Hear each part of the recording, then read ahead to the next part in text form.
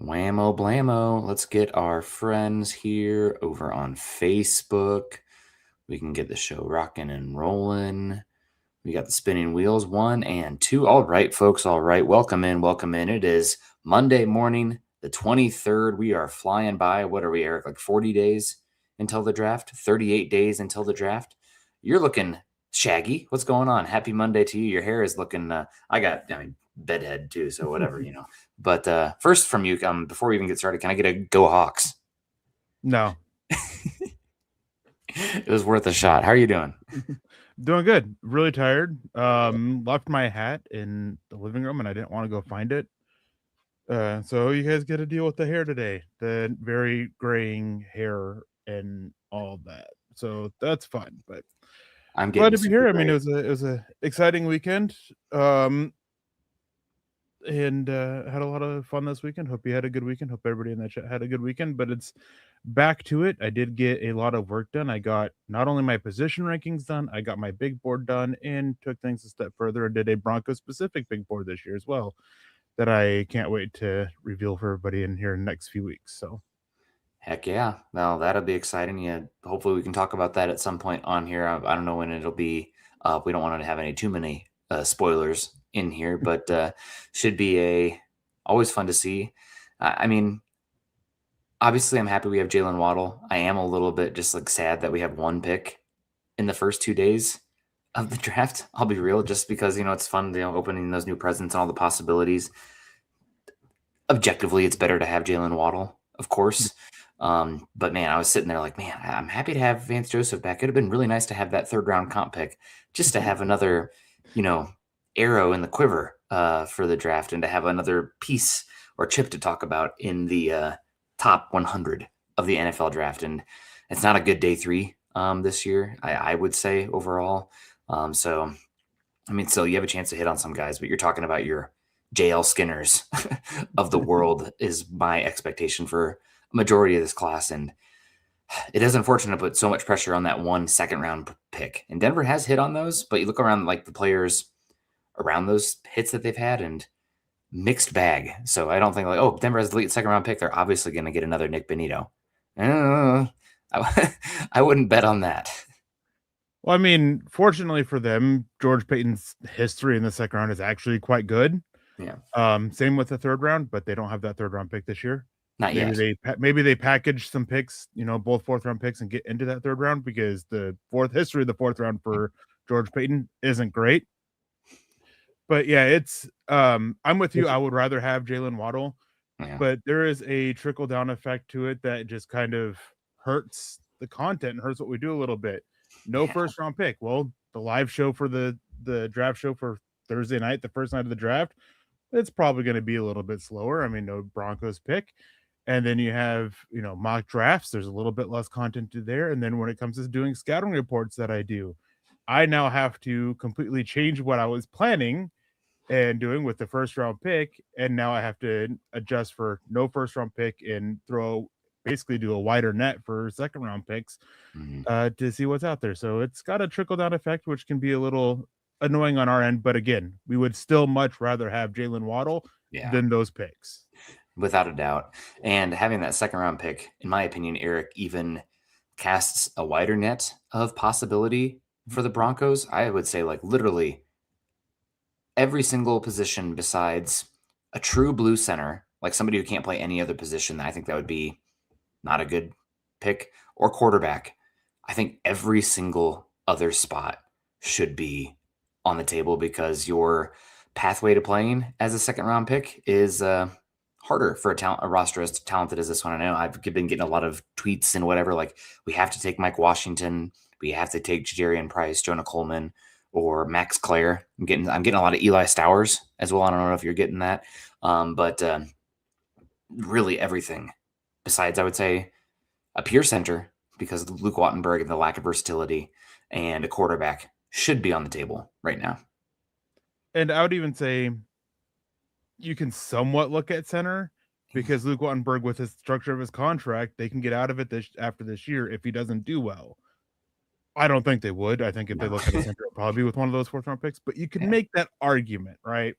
Quarterback is the only one that you're not doing on. But yeah, I mean, I'm always told anyways to do about 50 scouting reports, and with the first round pick, I'll probably do like 10 to 15 first round and everything. But now it's like I don't do any on day 3, so it's all 50 of them. I got to try to figure out who they are within that second round range. And fortunately, everything is on the table except for quarterback and even pure centers. But I might throw a quarterback or an interior offensive lineman out there and upset some of the readers because I did that. But that's some of the fun in life, right?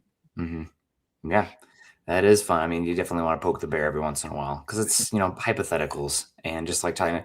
Like when I was doing mocks last year, people were getting upset. I remember the Jade Barron one I did, which jury's out if that'll be a good pick or not. But it's like, why the hell would you do that? I'm like, draft good players. The draft is, you never know. Every team evaluates things differently, and they have different medicals. They have different information than we do, and they can get it wrong, right? Or sometimes they get it like I can fully admit I was not a Bo Nix top first round 12 overall person. That looks like a hell of a pick right now for the Broncos. If there was a redraft, I'm pretty adamant he would be one of the first 4 off the board just because quarterback is so valuable. Maybe Joe Alt, maybe Bowers up there as well, maybe Jared Verse, but I think the quarterback just it's so much more valuable. So, I mean, we'll get it wrong too, obviously. And I think the people you want to be the most careful of is the people who can contort themselves into pretzels and being never wrong, no matter what they've said before or what happens. No accountability, just pure, narcissism. I avoid those folks. Don't trust them. Good to see David Youngkin in here. Have a great show, everyone.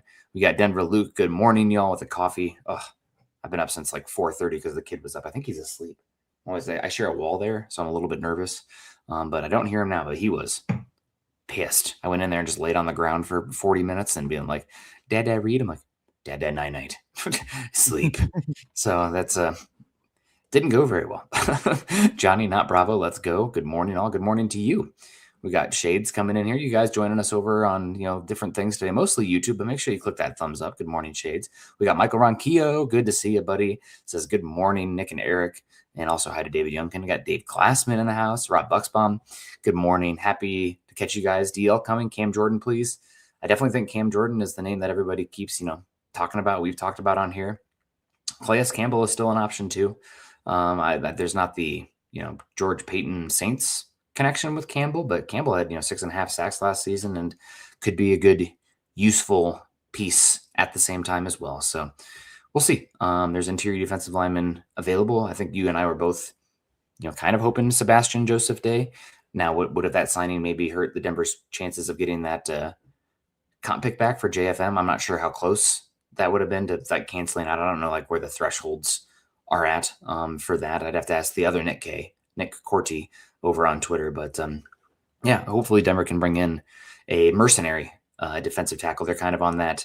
They're a good enough team now. We're kind of getting the Evan Mathises of the world. You kind of remember that guy where it's like, okay, 3rd, 4th contract. We got 1 year from you. Let's just give it a go because we are in a contention window. Yeah, I mean, and the thing is when you get to these older vets, some of them, they like to wait. Right? They don't want to go and do the OTAs and the mini camps, so they'll wait a little bit. And the day to really watch out for, if they really want to protect the comp pick, I believe they're actually projected 2 at the moment, with PJ Locke also there. He may be just short of the cutoff. I can't remember exactly.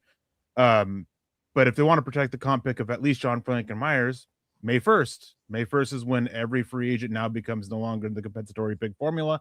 So that could be that time. And that's just a little over a month away. It'll be after the draft. Maybe it's a situation where Denver not necessarily has a deal done, but has had conversations with an interior defensive lineman, a veteran guy. And they're like, well, if we don't get somebody in the draft, we'll circle back to you, but it'll probably be after May, comp pick. And a lot of veterans, they're more than okay with that because, again, they don't want to do OTAs or mini camps. At this point, speaking of Cam Jordan, speaking of Calais Campbell, they both have been in OTs and mini camps every single year of their career. Basically, they're done. Like at this point, they're not getting anything new from it. They can come in, they can pick up the defense pretty quickly and go from there. So it's still a possibility. It just might be one we have to wait a little while on. Yeah.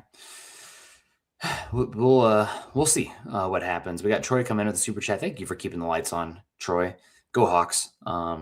Just gonna Eric always gets so mad about my Hawkeye fandom, and then playing Nebraska too. Oh man, I cannot stand the Bug Eaters. They're probably tied with the Chiefs as my second least favorite team and fan base. Sorry, I know there's probably Husker fans in here, but that's the type of hate that's good for fandom, as long as it's there's a lot of hate out there that's immoral and bad, obviously. But hating fandom is a good old fashioned hate, as you will. Yes, but the Chicago Cubs are always number one. God, I hate the Cubs. I have no clue other than what I hear, but isn't a draft to lose players for picks? It is. However, it's not the exact same, right? Like you get major cost control for those guys as well. And you're talking about guys who are 21 to 23 years old versus, Waddle at 28. What is he going to be? Is he 28? I think he's going to be 28. I think he's going to be 28. He's 27 right now. So like, again, you make that all day, but like good teams draft, develop, retain. That is the basis of sustained success, other than obviously your four pillars, which are owner, head coach, GM, and quarterback. Like, you got to have those things, but then around that has to be draft, develop, retain. And I've said it on here a lot. Free agency is not what it was 10 years ago. Teams are not letting, I think it's more analytically driven, and teams know different tricks. Also, these teams, for the most part, have more money now, and there's more money coming as well with new TV deals. So, like, players that used to hit the market, I would say your top like 20, 12 of those aren't hitting the market anymore. They're being retained.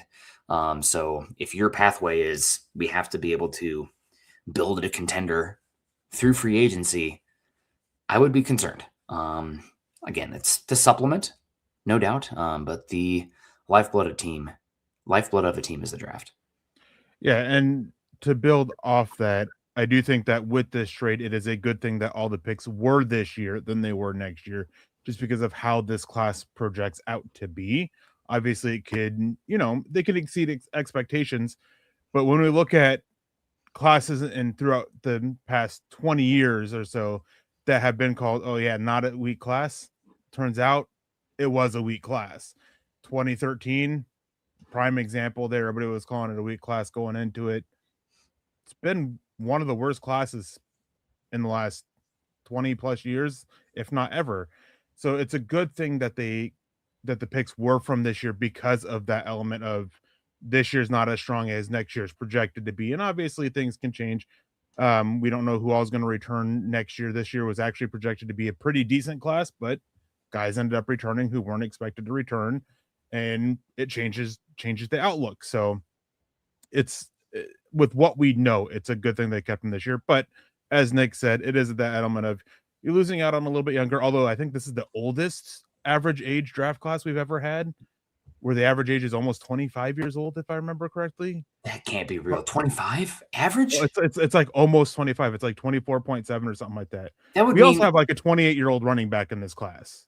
Yeah, but like I can't imagine like average. Yeah, it's up there. I may be off, but I'm pretty sure it was over 24. But anyways, it's still, there's a lot of older guys in this class, especially near the top, and you also lose out on those rookie contracts that help reset the cost. And we don't know what the salary cap is going to be next year, but Denver is currently projected to be right about 15 million in salary cap space, and resetting on that cost, well, that helps down the road as well as now. And when you have guys like Riley Moss, Marvin Mims, Jaquan McMillan, and a bunch of other guys that are set to be free agents next year, you can use those picks to start cycling at those positions. But so it hurts in that aspect. But again, still would rather have Waddle than those picks. And just when you have a quarterback, franchise quarterback, and just teams in general, you kind of are in cycles, right? So you have to kind of reinvent yourself because the game's changing. Obviously, the teams around you are changing, and your roster is changing. So it's just the natural ebb and flow. I know a lot of people, think about, we got this now. It's just a straight up upward arrow trajectory. There'll be backslides. There'll be seasons where injuries don't work out. You have the wrong coaching staff in there. You missed on a draft class. But key is the overall trend line for this Broncos team. So we'll see what what happens on that front, Eric. But man, I don't know about you, but I was enjoying college basketball this weekend for the most part. I will say, sadly, it seems like my kid enjoys basketball more than football right now. We'll have to work on that. But watching sports is always more enjoyable with our friends over at Underdog. Yeah, March Madness is back and the upsets are inevitable, and Underdog is the best place to get in on all the action. Not on Underdog yet? Then you're in luck because new customers score $50 in bonus entries when you play your first $5. Exactly. Playing on Underdog is easy. Just pick whether players will go higher or lower on stats like points, rebounds. Get your picks right and you go in at 5,000 times your cash. Plus, the new promos are dropping daily on the app. Underdog is a lot of fun. Download the Underdog app today and sign up with promo code MHuddle to score $50 in bonus entries when you play your first $5. That's promo code MHuddle. Millions of fans have already won billions making picks on Underdog. Will you be next? I'm going to read it because I don't see it in there. So here we go. Must be 18 plus, 19 plus in Alabama and Nebraska, 19 plus in Colorado for some games, 21 plus in Arizona, Massachusetts, and Virginia, and present in a state where Underdog Fantasy operates. Terms apply. See assets.underdogfantasy.com/web/play and get terms _DFS_.html for details. Offer not valid in Maryland, Michigan, Ohio, and Pennsylvania. Concerned with the play, call 1-800-GAMBLER. Visit www.ncpgambling.org. In New York, call the 24/7 Hope line at 1-8778-HOPE-NY or text HOPE-NY 467-369. Scott puts in way too many songs in there. So I'm looking around. It's like, I don't want to play whatever the heck's going on here, Scott. But no. Let's keep it going here. Let's say hello to more folks in the chat. We got our guy Jermaine coming in. So let's go. Let's get Cam Jordan and draft Stowers. See, there's some more Eli Stowers fan. Maybe if you want to replace little Jordan Humphrey, explosive playmaker. I mean, I think, again, I'm against tight ends that really can't block, but I think he's a wide receiver, honestly. So if you're looking for a Allen Lazard, little Jordan Humphrey body type, that's it. If you're looking for somebody to come in and change the math and block in line, keep looking. Because Stowers is freaking, he might be one of the worst blocking tight ends I've ever seen. Like at least for Harold Fanan, there was some like H-back usage where like on the move fullback, you saw it there from time to time. Stowers is freaking horrible as a blocker. I mean, he is just capital S soft in that regard, but he's a great athlete. He can do stuff after the catch. He's pretty fluid.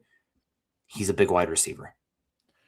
Yeah, even it doesn't matter where he's lining up, in line or in the slot. His blocking is awful, and the effort. And it makes me nervous because the screen game, right? Like I know I'm talking out of both sides of my mouth, but like you want to run the screen game.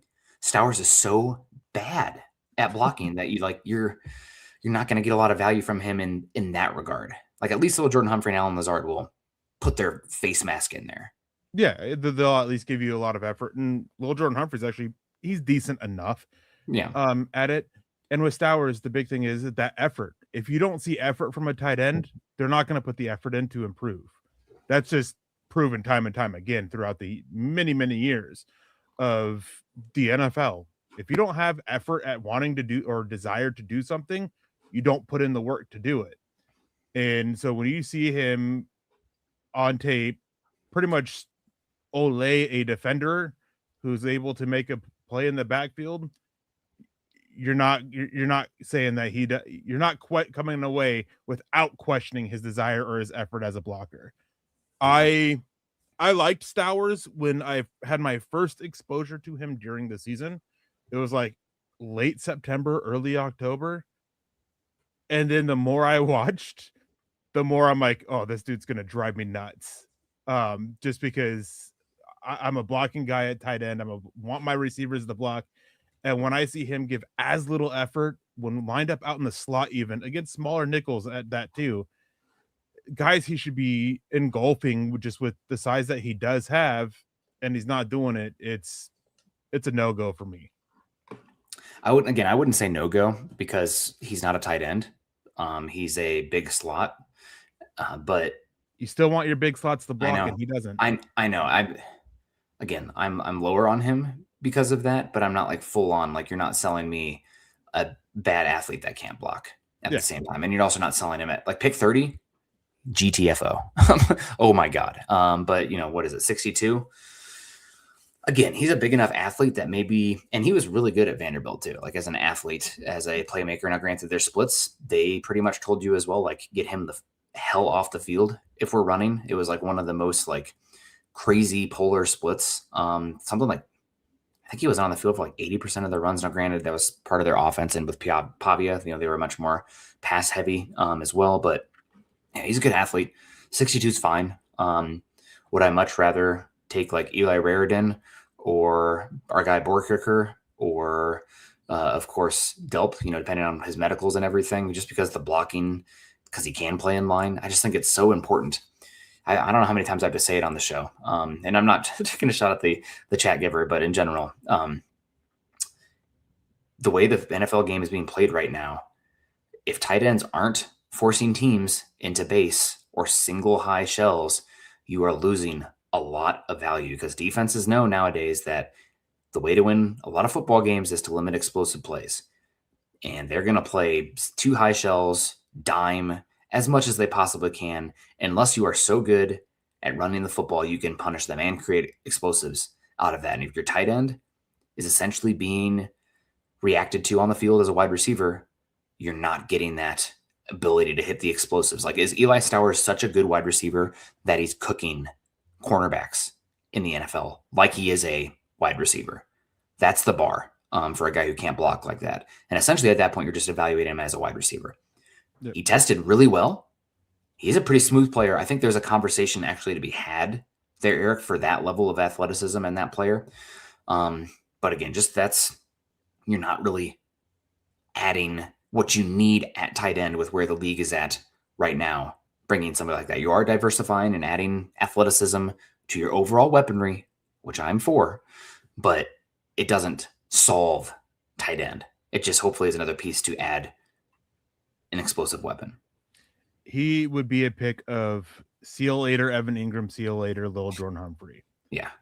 And I have more issues with him as a receiver as well than just blocking. Which is why he's a no-go for me. Obviously, there's teams out there that I think he can be great on just because of what they do offensively and their schemes and what they have for it. And Denver could be one of them if they really do want to move on from Evan Ingram and get a different guy out there to kind of be that mismatched tight end. Just me personally, I'm out on him. I don't like the way that he uses his body through his routes. He doesn't really show he can stack defenders. So it's really a situation of he's either got to beat them with the athleticism or basically that's it, because even in contested catch situations when the corner's on him, he doesn't do a great job at it. So I have a lot of issues with him that go beyond the blocking as a receiver as well, which is why, again, I'm out on him. And I can't remember off the top of my head where he ended up on my big board, but I think he's still somewhere in the second round. Just because that he is such a gifted athlete that you can sit there and bet on it. And he is a smooth player as well. But yeah, just for me, I'm out on it. And if Denver takes him, I will try to have that positive spin on it as I do with their draft picks. But I would be very disappointed because of just my own personal opinions on him. There you hear it. Stowers, we got Mr. From coming in here. Good morning. Why haven't we picked up somebody like Njoku? Some other team is going to end up grabbing him for something we could afford. I mean, he's an older player. He's a little bit rigid nowadays. He also is really dumb around fireworks.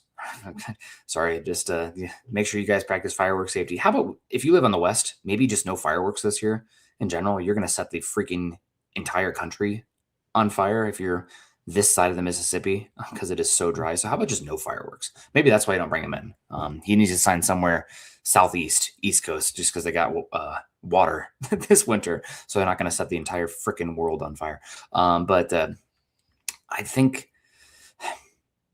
they probably had an idea of what the market was for him, and they evaluated it and said, we're interested, but we want the sure thing in Troutman back. And by sure thing, I mean knowing what they think they know he is. Eric, I can't tell if you're frozen. There you go. Okay, you smiled. But I'm for Njoku coming in and diversifying the room.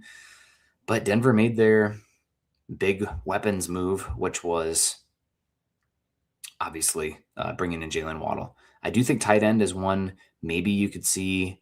We talked about it with Waddle as well, Eric, or before they made the Waddle move. But remember when they made the Vernon Davis move, whatever year that was in the draft, giving up like a 4th round pick? Tight end maybe is done as far as before the draft, but running back and tight end, those are two spots where obviously if Denver is feels like they're a piece away, maybe they make a move at that point. But Njoku, I mean, again, he'd be great to have.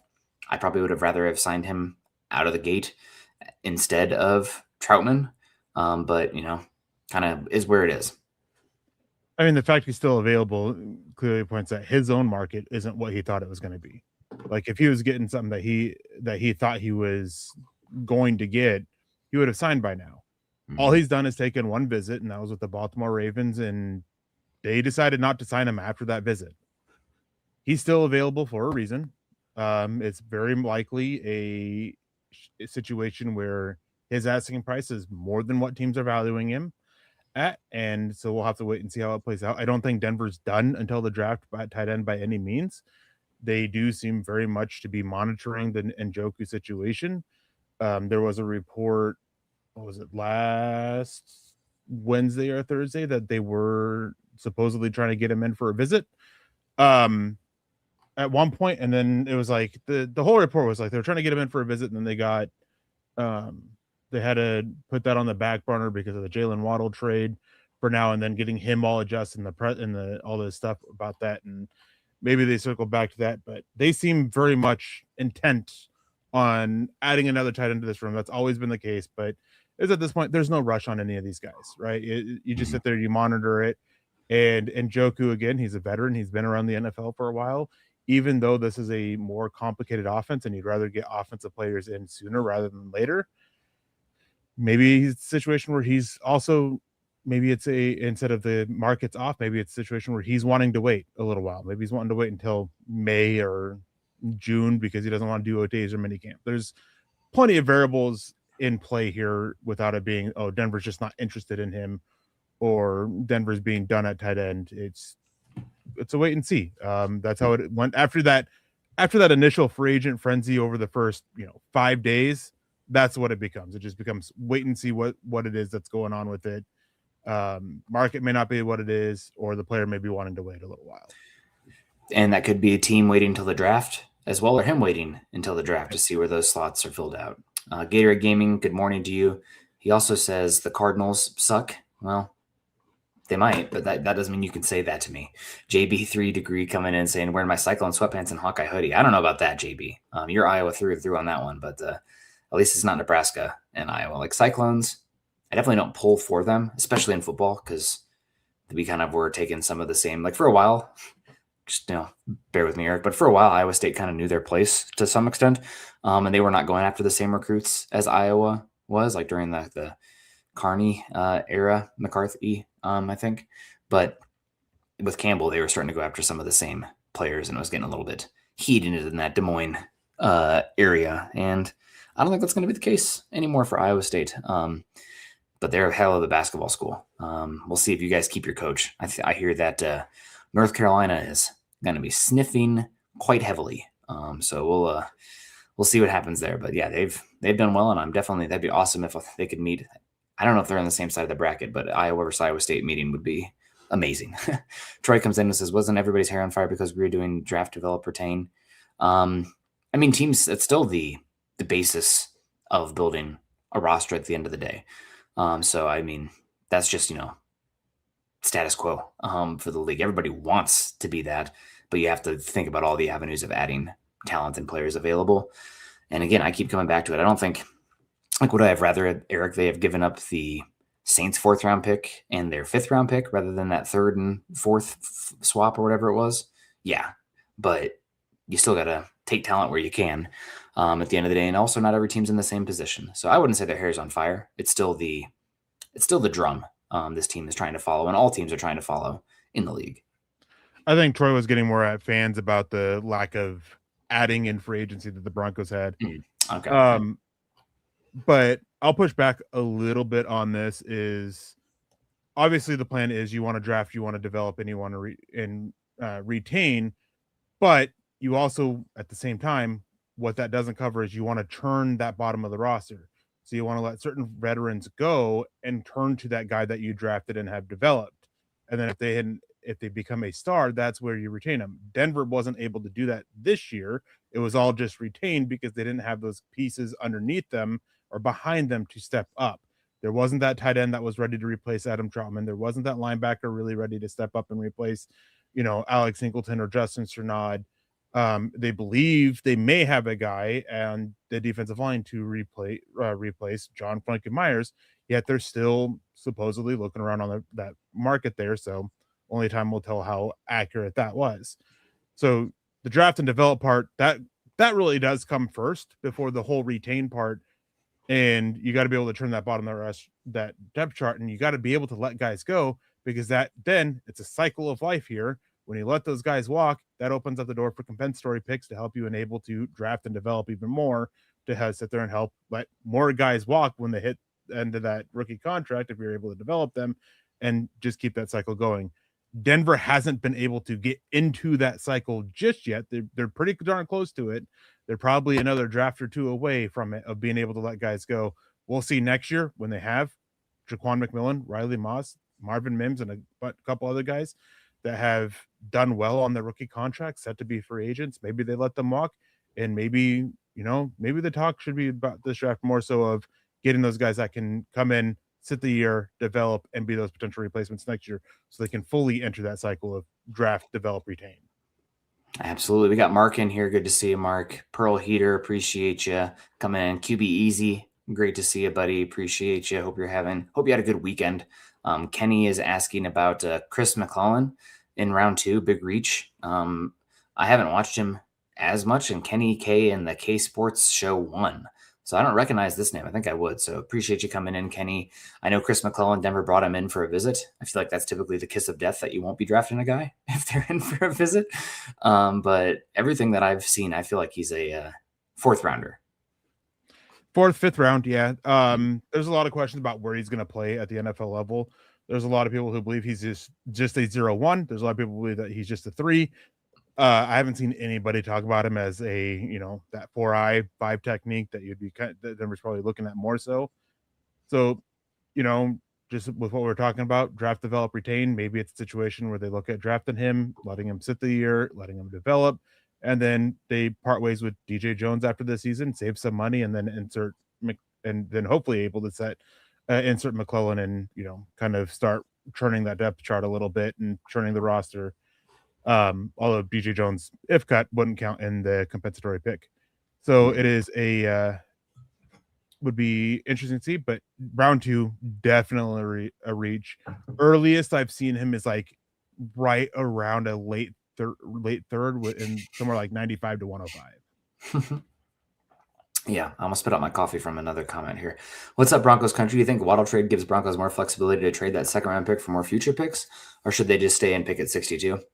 It always depends on how the board falls and who's calling, offering what. Like, if you having the ability to trade down 15 spots and get a round 4 pick in 2027 for 15 when you have just a huge clump of guys that look all the same, yeah, I would definitely do that. I mean, to move down that far and get another shot that you can use to then move up next season, or trade for that tight end or running back we were talking about earlier. Hell yeah. Those 2027 picks are going to be valuable, especially because, again, you mentioned it, Eric, a lot of players. There's going to be, it just is what it is. Like the guys that you have on this run this season, there's going to be a page turn next year. It's going to be a new iteration of this roster. This year is kind of run it back. This is the end of whatever book this is. Next year will be book 2 of the series of the Bo Nix, Sean Payton era. So definitely possible, but it depends on how the board falls and who is there. To Doug, I missed the start of the podcast, Eric. Are you tired today to keep the streak alive? Ding, ding, ding. Almost all serious problems for last year ought to be better with the return of the good guys. Penalty drops, injuries to playoff. I mean, linebacker help would be good. Yeah, and Eric, we don't have much time left. We want to run a mock here real quick. We already talked about, Calais Campbell and Cam Jordan, other players. I mean, tight end is still interesting to me. Running back is still interesting to me for this Broncos team. I think that if there is anywhere you're talking free agency additions for this roster, running back, tight end,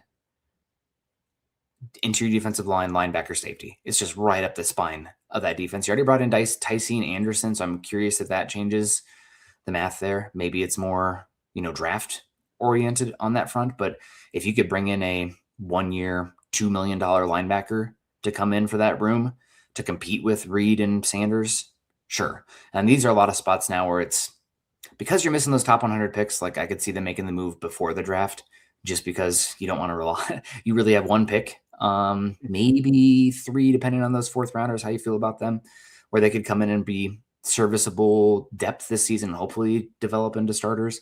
But I could see some of those spots you want to address beforehand. The one that obviously stands that's interior defensive line, but I think linebacker, maybe tight end, maybe running back, maybe safety are the other ones. Yeah, I mean, even after they re-signed Singleton and Sernod, there was a lot of reporting and stuff coming out that they were still looking at linebacker. That may have quieted down a lot because there's not a lot out there outside of old veterans and old veterans that are looking for a chance to start that they're not going to get in Denver. Bobby Wagner, Levante David among them. So that might be more on the back burner, waiting a little while. Tight end right now just basically completely depends on what's happening with David Njoku. Not a lot available at running back. Maybe you can get a cheap deal out there. They brought in a depth safety. So the only one that they really have right now that they can actually have a decently chance at getting isn't your defensive line because there's still a lot of guys out there, even some younger guys out there that can come in and be part of the rotation if they want to sit there and try to do I can't think of the term off the top of my head now, but a reclamation project kind of type interior defensive line. There's a couple guys out there that fit that kind of mold. So there's still options. There's still ways that they can go, but right now it very much seems on wait and see. And even though they only have one top 100 pick right now, we'll have to wait and see what happens on there. I wouldn't be surprised at all if we see a player traded away between now and the draft to add extra capital. What that capital is remains to be seen, but it could possibly net them a top 100 pick. You're talking wide receiver, you're talking cornerback, I would imagine. Corner. Yep, corner. Wide receiver is interesting too. There were some weird comments from Mims, and I think somebody on MHH put out a Franklin article. And Jermaine says, I'm out on Stowers. You don't got to be out on Stowers. He's, again, Eric might be, I think, 62. Again, he's a big athlete, big production profile too. And I think he was pretty good with the yards after catch. Like, he could end up being a pretty good big slot type in the league. Now, granted, those guys almost are always better in theory than in reality. But, I mean, 62, again, you're looking for difference makers, and maybe it's kind of a niche role at the end of the day. So I'm not saying to be out on him. It's just there are reasons that people aren't losing their minds about the athletic profiles because he honest to God, is more wide receiver than he is tight end, which is fine. Like, again, to me, that's fine for 62 overall. Yeah, he still ended up number 45 overall in my big board. Okay, like when I say I'm out on him, it's because of my own personal preference on him, but I can still see the very promising side of him with the receiving ability that he has, with the athleticism and the smoothness. There's still a lot to like about him. He's just not my type of guy. Yeah, absolutely. Well, you know what it is? My type of guy, my type of business, Shopify. Eric, gotta love our friends over at Shopify. Yeah, when we first started the MHH merch store back in 2019, we weren't sure whether it was the right decision. Of course, everyone has thoughts like, what if no one buys anything, or what if it fails? It's never easy to overcome such uncertainty, but choosing to make the leap and launching the merch store was one of the best decisions MHH has made. When we were launching the MHH merch store, Shopify helped ease so many of those concerns with its expertise, helpful tools, and easy-to-use platform. We wouldn't have succeeded if not for Shopify or your guys' support. That's right. Shopify is the commerce platform behind millions of businesses around the world and 10% of all e-commerce in the U.S. From household names such as Mattel and Magic Spoon to brands just getting started in niche brands like MHH. Get started with your own design studio with hundreds of ready-to-use templates. Shopify helps you build a beautiful online store that matches your brand style. What if people haven't heard about my brand? Shopify helps you find customers and easy-to-run email and social media campaigns. And what if I get stuck? Shopify is always around to share advice with their award-winning 24/7 customer support. Yeah, it's time to turn those what ifs into cha-ching. Shopify with Shopify today. Sign up for $1 per month trial today at shopify.com/milehigh. Go to shopify.com/milehigh. That is shopify.com/milehigh. Heck yeah. All right, Eric, we don't have a lot of time left. We're going to get out of here a little earlier today. We ran quickly. Broncos can add any more players. Interior defensive line. After that, it's probably post-draft. But we will see what happens. Pearl's checking out Shopify. There you go. I don't have anything about jewelry for you. I'm not the bling type myself, but I'm sure there is something good on there for you to find. Eric, you seem like an earrings guy. Do you have any suggestions for Pearl?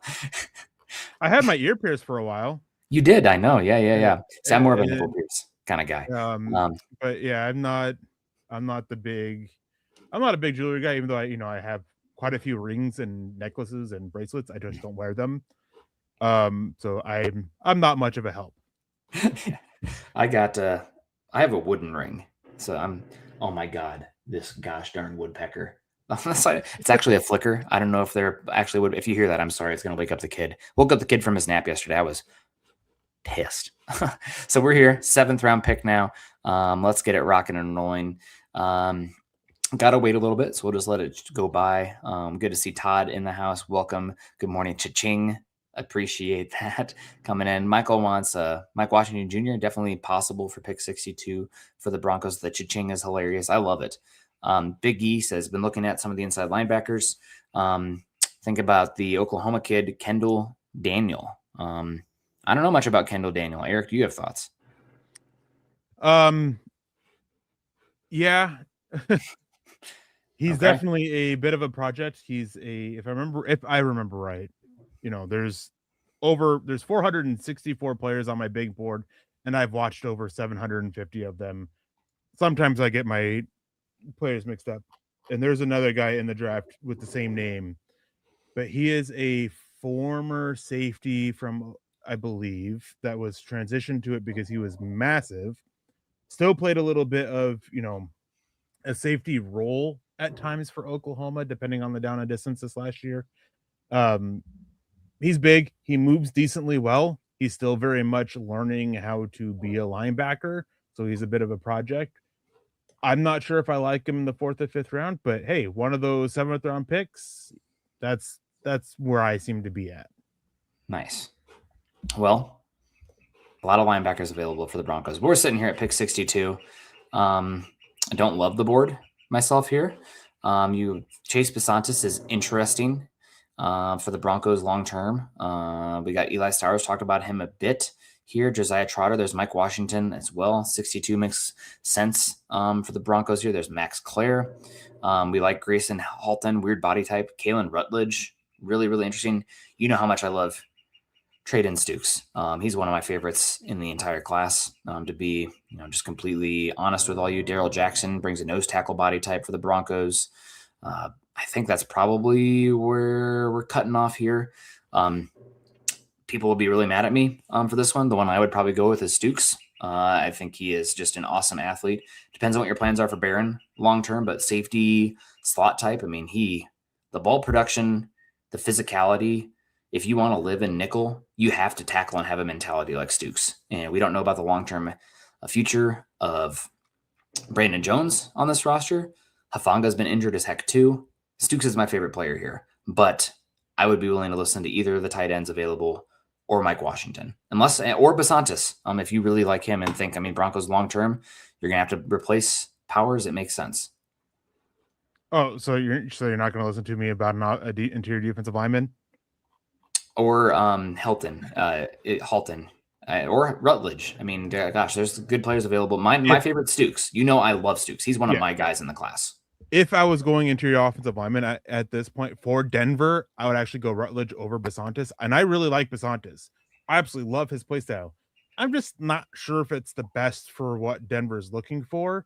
I think Rutledge just has that demeanor and that attitude for it.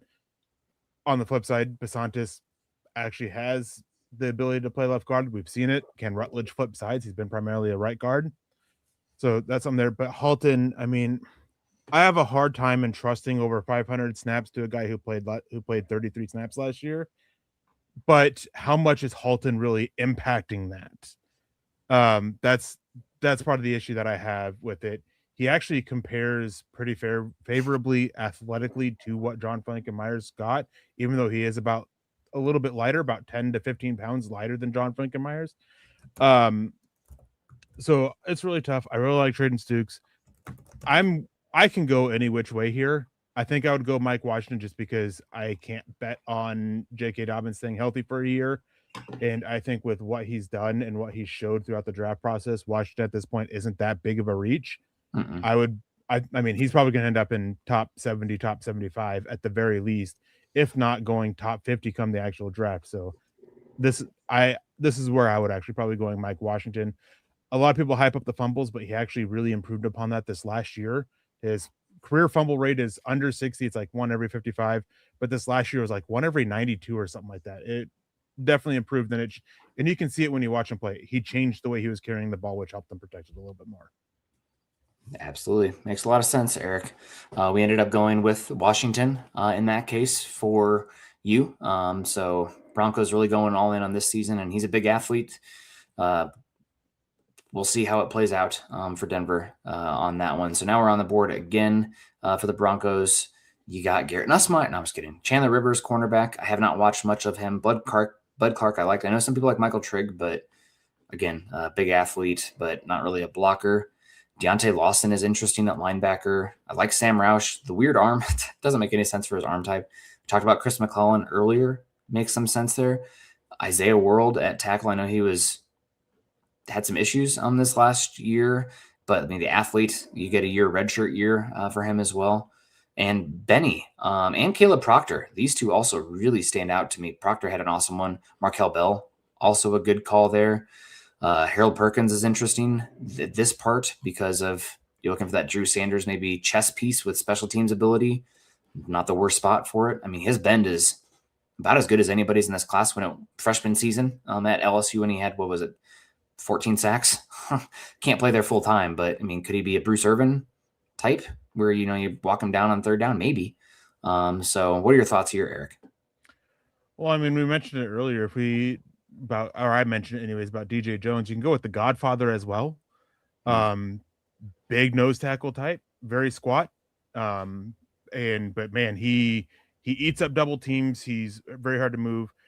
If you want somebody with a little bit more length and run defense capabilities in that 5 spot, then Rayshon Benny makes a little bit more sense there. Caleb Proctor is basically another Savion Jones. Very capable pass rusher, but the run defense, especially making the jump that he's making, is going to be very concerning. I'll defer to you on this one. There's about 5 different players here, and I could go any which way with them. All right. Well, I think we're going to go with, in this one, let's just go with the athlete. I know he's not going to be a Y, but we need, he's big. Maybe you can use him as Brendan Strange as well, where he's kind of the F, but move around piece. I'm going to go with Sam Roush on this one. Sam Roush is going to be a Y in the NFL. You think, even with his lack of length? Even with his length, he's going to be that. So blocking tight ends, actually shorter arms, doesn't actually have a correlation to their success at the NFL level, surprisingly. A lot of great blocking tight ends come in under that 32.5-inch arm mark, and I was shocked about this, but yeah, there's not a lot of there's almost no concern about him being able to live up as a wide tight end due to the length. All right. Well, we're on the clock here quickly. After that, the 2 picks here didn't lose anybody that we were looking at. I'm going to give you the floor on this one, but I have one rule: not a skill position player on offense. Needs to be non-skill position. Oh, then the Godfather. We're going to go Corleone. Give me the guy who can end up leading to saving $13 million against salary cap next year. Yeah, give me Corleone. Sean Payton gets that big, massive nose tackle body that he's been looking for since he came to Denver. All right, now we got a bunch of tight ends here. Cole Payton is interesting. We got, a lot of tight ends. Value here is tight end, running back as well. I'm going to make a call here. I'm going to go CJ Daniels. I know we already kind of deep at the wide receiver room, but I think he's got a chance to be a 2 or 3 in the league. Really good body control, good athlete, good size. And I was really impressed with him this last year. 6'2", 205. I mean, he's obviously was not the true freshman superstar at Miami, whose name's escaping me, but I don't know what I'm missing here. This looks like a top 100, 120 guy to me. And he's sitting here at 193, ADP 114. So the people are saying also that he should go higher. I like him a lot. I don't care. There's other guys. The tight ends were great there. I wanted to bring in a wide receiver who maybe then you're getting out Troy Franklin for a pick back at this point. Yeah, I mean, if Denver drafts a wide receiver after adding Jalen Waddle, they are definitely getting ready to trade one of their wide receivers, whether it be Marvin Mims or Troy Franklin. One of them would be on their way out. I'm a big CJ Daniels fan. He's 124th on my board, so that is one where I am perfectly fine with you going with it because he was one of the better players available. All right, we got 2 more picks here. No, this is 3 more picks. Oh my goodness. I think we should go with Bishop Fitzgerald just because he knows the defensive back coach for the Broncos. I can't say much about him, but we haven't taken a safety yet, and I think it makes sense. Yeah, he's a fine player. I mean, in this late, you're betting on, you take shots on those fine players that have some upside there, and knowing the defensive backs coach could help him translate a little bit easier to the NFL level. I mean, if they have that relationship and that bond there, it helps. Man, Denver, the last 2 picks in the draft is kind of hilarious. We have a chance to take who we want at this point. I saw somebody say they are having Carver Willison for a visit. It's a virtual visit. Virtual? Well, you know what? We're going to virtually draft him here with that as well. And then the last one here, I'm going to give it to you. I mean, Bryson Eason makes sense. I wouldn't be against Daquan Wright at this point. 6'4", 255, just bringing in another body there. I don't really care at that point. That far down. This is a guy who's probably going to be playing, practice squad at the end of the day. So we could go any number of directions. I mean, Ott down here as well. That he's good at the Senior Bowl. I don't know what happened at Oklahoma this year. Injuries. Jaden Ott dealt with injuries. I wouldn't have gone Carver Willis. He is a pure wide zone athletic mover guy, which isn't at all the Denver thing. I would have gone James Thompson, the defensive lineman out of Illinois, with one of these picks, and then Jimmy Rolder, the linebacker out of Michigan, with the other one. Which one do you want? Rolder. But again, I would have done both and not Carver Willis. Well, we had to go. Rolder, it is. Linebacker, 6'2", he'd be going a lot higher if he had more than, I think, 11 starts under his belt. There we go. All right. Well, we got to get out of here. So appreciate everybody as it's grading our mock draft. There we go. Oh, it didn't even grade it. Grades are not available. I hated it that much. No, I used the consensus board on it rather than the normal PFF one, and no grades available. Whatever. I mean, gosh, the issue is that you have not a lot of value picks. So like you look at the board, it's like, oh my God, half of these guys, are you kidding me? But I think CJ Daniels is probably the best value pick for me here. And again, the second to last pick in the draft, Eric, for Carver Willis. God bless. Maybe, and honestly, maybe the virtual visit, maybe you can sign him as an undrafted guy. Maybe you're going a different direction. That's possible. So I was just looking at the clock and it was time to go. So yeah, I'll give you those 7th rounders next time. That's definitely more your area than mine, especially this year. Yeah, I mean, one thing with it is obviously 7th rounders, their odds are very slim, but you want to maximize their potential to actually be a hit by finding guys that fit, which is why Carver Willis was a no-go for me at that point. He is a guy like minimize that risk, undrafted free agent, and go from there. But guy, is he a tackle? Is he a guard? Wide zone player, like just not a fit with what Denver's looking for. But yeah, 7th round pick. I'm not going to complain too much, even though I am complaining quite a bit. Rowdy's in here. Good morning. This is aloha. Hello, goodbye. We got to get out of here. Yeah. Appreciate everybody coming in at Mile High Huddle, of course, at Eric Trickle, at Nick Kendall, MHH, or at facebook.com/Mile High Huddle and facebook.com/Mile High Huddle pod. Subscribe, like, and share. Eric's making a face. Eric, we got to go. What's going on? Jackson Smith and Jigba just signed a 4-year, $168.6 million contract extension. Wide receivers, baby. The money. I think there's a false notion that you can just find these guys anywhere. You can find wide receiver 3s and 4s anywhere. Yeah. The top guys get paid. And I think to the point where they're on the same tier as pass rushers. Yeah. Like the top guys get freaking paid. Offensive tackles get paid too. Cornerbacks get paid, but the money positions outside of quarterback are wide receiver and pass rusher. Period. Yeah, and then you go a tier down there you have tackles and corners behind them. Yep. All right, folks. Well, have a good one. Happy Monday. Have a great rest of your week. Go Broncos. Go Hawkeyes. beat the Huskers.